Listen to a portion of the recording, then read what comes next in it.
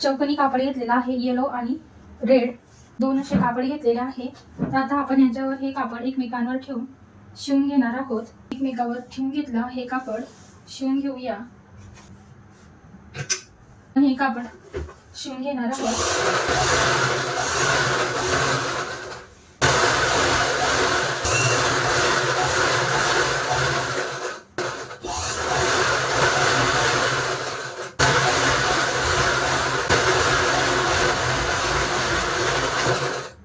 इथून आपल्याला छान हे सर्व करायचं आहे. पुन्हा असा हा छान आपला हा चौकोन तयार झाला आहे. या साईडने रेड आहे आणि या साईडने येलो आहे. आता आपला हा जो कोना आहे तो आपण शिवून घेणार आहोत.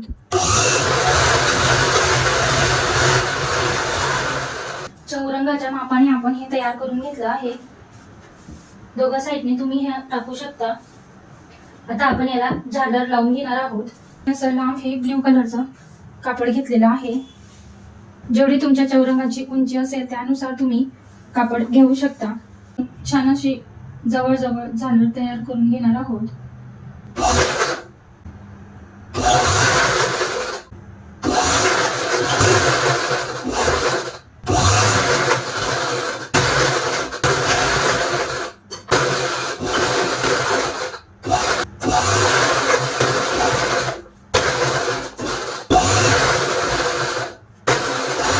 हे बघा पूर्ण अशी ही फ्रिल तयार झालेली आहे. पूर्ण हे तयार करून घेतलं आहे. आता हे येलो कापड घेतलेलं आहे आणि आपली ही जी फ्रिल आहे ती घेतली आहे. ती आता यावर ठेवून घेणार आहोत.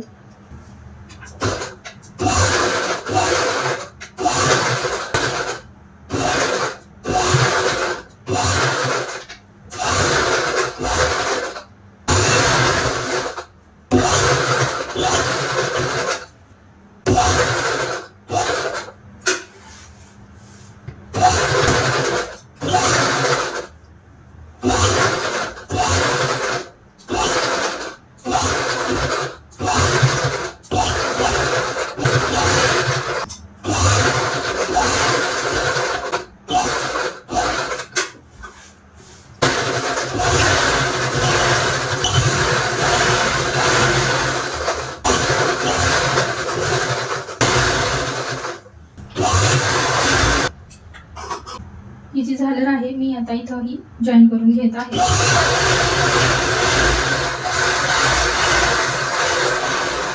हा जो उरलेला कापड आहे तो आपण कट करून घेणार आहोत. बघा किती मस्त असं हे झालर लावून तयार झालेले आहे. आपलं शिवून झालेलं आहे. आता मी लेस घेतली आहे. आपण इथं लावून घेणार आहोत. जायचं आहे लेस लावून घेणार आहोत.